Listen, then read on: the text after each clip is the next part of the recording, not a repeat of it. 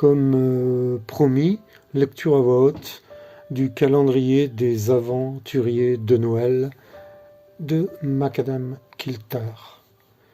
1er décembre, première histoire, première fenêtre ouverte, premier chocolat littéraire de Liz E. Meyers. J'espère que je prononce bien. Le texte s'intitule « Lait, cookies et carabines ». 5 heures du matin, je suis allongé sur mon sac tactique spécial grand froid, camouflé dans mon treillis acheté pour l'occasion, le modèle Trek en Laponie.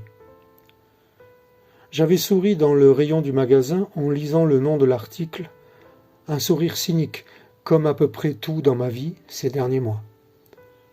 Une erreur d'estimation, un quiproquo en contexte tendu, une balle perdue, et une enquête disciplinaire plus loin, me voilà à la rue, avec pour seul bagage mon amertume, quelques dettes et des compétences difficiles à adapter au monde du travail. Un mouvement à 2 heures me fait revenir à la lunette de précision de mon fusil. Une ombre vient de vaciller derrière la baie vitrée qui longe la villa ultramoderne perchée sur le petit mont en surplomb duquel je me suis posté. Pile à l'heure. En 6 jours de planque, la cible n'a jamais raté sa pause verre de lait et cookies à la fenêtre. S'il avait voulu me rendre la tâche plus facile, il n'aurait pas réussi. Pourtant, ça faisait 2 jours que j'avais une ligne de mire dégagée et que mon index refusait d'appuyer sur la gâchette. Défendre son pays et tuer pour de l'argent, c'est quand même très différent. L'ombre grandit sur la surface vitrée et je me repasse mes dettes en trame de fond de la scène pour trouver le courage. J'inspire un grand coup, bloque ma respiration pour gagner en précision, puis lentement, j'exerce la pression fatidique de la pulpe de mon doigt. Le coup part au moment où la silhouette sort de l'ombre. Petite, coiffée d'un haut chapeau à grelots et surtout pas du tout la cible de mon contrat. Oh bordel.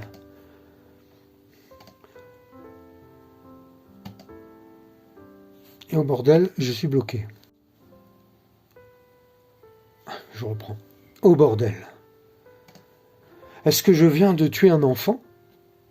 Sans réfléchir aux conséquences possibles, je bondis hors de ma cachette et me précipite vers la maison silencieuse. En 6 jours, je n'avais jamais vu personne d'autre sur le site. Je contourne la villa que j'ai le sentiment de connaître par cœur et en franchis la haute porte d'entrée qui n'est pas fermée. Depuis le seuil, l'immense espace de vie s'ouvre sur une scène qui accélère encore les palpitations, labourant déjà ma cage thoracique. Au sol, un corps inerte. Dans sa chute, le petit être a arraché la longue guirlande électrique qui longeait la cheminée sur la gauche et s'est entortillé dedans. La vision de l'enfant éclairée par les minuscules ampoules joyeuses me donne la nausée. Je me jette sur le parquet ciré, glisse jusqu'au bambin et entreprends de le dégager pour vérifier son pouls. Non, non, non, pardon, je ne voulais pas. L'émotion est si forte, ce sentiment d'avoir commis l'irréparable, de ne pas me reconnaître, que je me surprends à trembler, et malgré mes efforts, je ne parviens pas à retourner le petit corps pour lui porter secours. C'est pas pour moi cette vie, marmonnai-je, ce n'est pas moi. Je dois trouver une autre solution. Soudain, la forme que je croyais jusque-là sans vie se redresse d'un bond, s'installant sur ses fesses à la manière d'un diable sorti de sa boîte. Ravi de l'entendre, sourit le petit bonhomme. À ma grande surprise, je n'ai pas du tout affaire à un enfant, mais à un nain engoncé dans un costume de Noël plutôt ridicule. Le tissu de feutrine verte et les clochettes scintillantes me font reculer. Rudolf Wrapper se présente-t-il en me tendant une carte qui me semble chanter des cantiques dans son déplacement.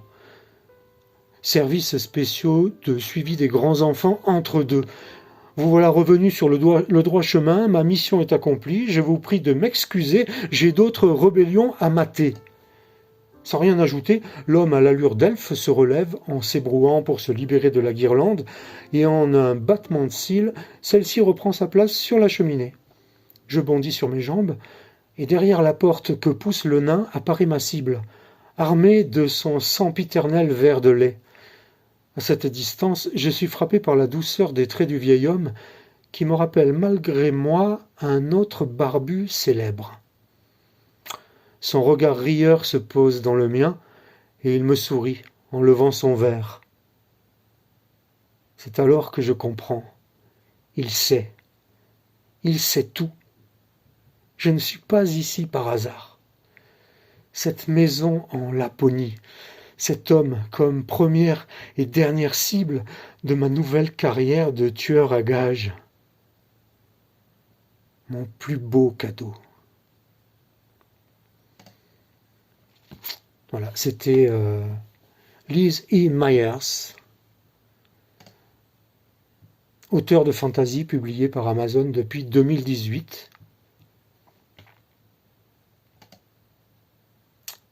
Si vous avez apprécié, soutenez le compte de Macadam Kilter, likez, partagez, abonnez-vous à Liz E. Myers aussi. Et je vous dis à bientôt pour la case numéro 2 des aventuriers de Noël. Au revoir.